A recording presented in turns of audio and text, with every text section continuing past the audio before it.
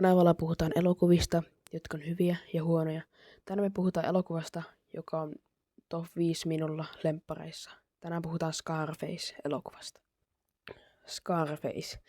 Tämä on ehkä mielestäni yksi niistä elokuvista, joka on ehkä niin kuin yksi maailman tunnetuimmista elokuvista. Ei ehkä tykätyimmistä, mutta voisi sanoa, että olen niin kuin ihan pikkupojasta asti, ennen kuin edes tiesin elokuvista paljon, niin kuin edes katsoin mitään elokuvia melkein yhtään, niin tiesin nimen Scarface ja tiesin asiat siitä elokuvasta.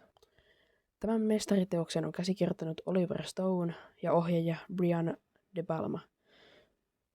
Pääosassa nähdään hyvin tunnettu rikoselokuvista näyttelijä Al Pacino, joka on nähty todella monessa rikostrilleri kaikenlaisissa elokuvissa. Ennen kuin mennään juoneen, puhun vähän aikaa tästä itse elokuvasta.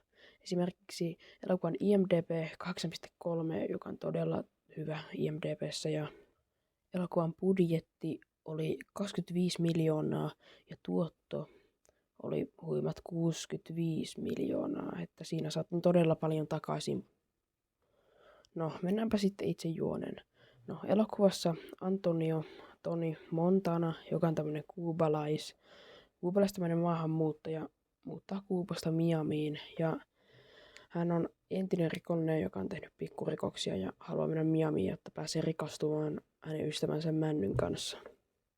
Mutta kuitenkin on ennen kuin Tony pääsee Miamiin vapaaksi, hänet ottaa Freedom Towniin, johon kaikki kuubalaiset, joille ei annettu Green Card oleskelulupakorttia, joutuvat. Ja parin kuukauden päästä Frank Lopez, joka on tämmöinen rikospomo ja tämmöinen todella rikas mies, tarjoaa Männylle ja Tonille, että jos he murhaavat Emilio Rebenga-nimisen tyypin, joka on kiduttanut Frankin veljen, jos he murhaavat hänet, he saavat tämmöisen green cardin ja pääsevät Miamiin laillisesti. Epäröimättä Toni murhaa hänet puukolla ja pian hän pääsee vapaaksi Miamissa ja pian hän pääsee töihin pienen tämmöisen raflaan kadulla.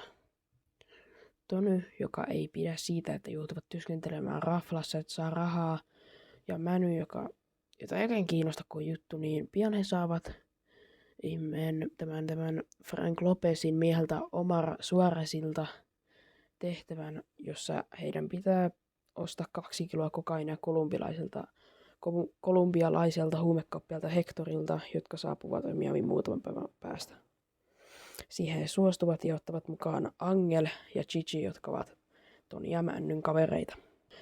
Ja juttuhan kusee ihan täysin, kun Toni jana rahoja kokainin sijaan, ja ne moottorisalan murhaa Angelin, joka on aika raaka kohtaus, mutta antaa sen olla. Juuri kun he ovat tapaamassa Tonyä, tulee Gigi ja Männy pelastamaan ja ampuvat, ja tulee tämmönen pieni toimintakohtaus, jos niin voisi sanoa. Kolmikko saavat kokaiinin ja niitä ei tarvinnut maksaa sitä, mutta sen maksun oli Angeli-henki. Tämän jälkeen Toni ja Männy tapaavat itse ison miehen Frank Lopezin.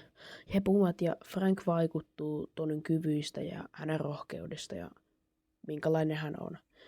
Ja samassa Toni kiinnostuu Frankin naisystävästä Elvira Handcockista. Loppuelokuva menee vain sitä, kun Tony ja Männy rikastuu, ampuvat ihmisiä. Ja iso plot twist oli tämä, kuin Frank petti käytännössä Tonin, koska hän rupesi olemaan vähän ahne ja hän yritti tappaa häntä, lähetellä miehiä hänen perään. Ei onnistunut. Toni tappaa Frankin ja sitten näistä tulee itsepäin ja hän alkaa koko ajan mennä eteenpäin ja alkaa työskentellä Sosalle enemmäkseen. Jo Frank työskenteli Sosalle.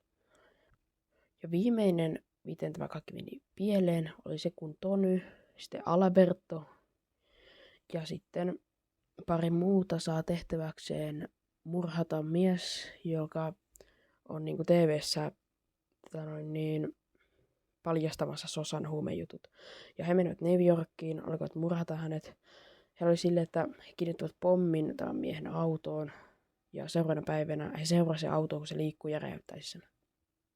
Kuitenkin autoon miehen sijaan menee myös hänen vaimonsa ja lapsensa. Ja Toni ei ikinä ei halusi tappaa ketään lasta ja ei naistakaan. He jahtavat autolla miestä ja juuri kun Alberto on panemassa nappia, joka räjäytti sen auton, Toni ampuu hänet raastiauton sisälle ja se oli viimeinen niti Sosalle ja Sosa lähettää miehet ja tulee iso tulitaistelu Tonin kartanolla ja siinä kuolee useita ihmisiä, mukaan lukien itse Toni.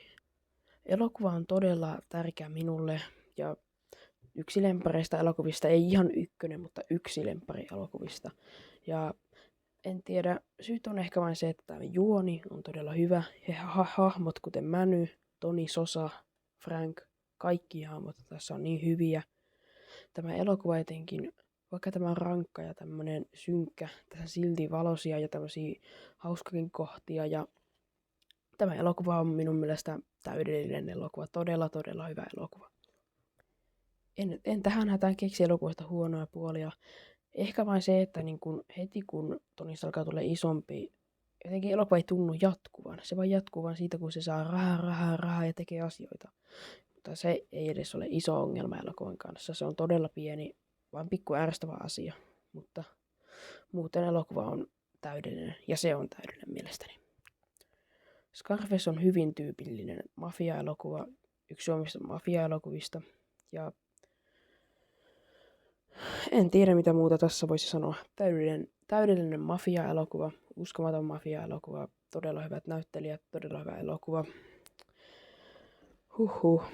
Tämä on todella hyvä elokuva ja niin, en ehkä sano uudestaan enää todella hyvä elokuva, koska on sanottu usean otteeseen, mutta en keksi mitä sanottavaa elokuvasta. Me nähdään seuraavassa videossa. Se olisi moro.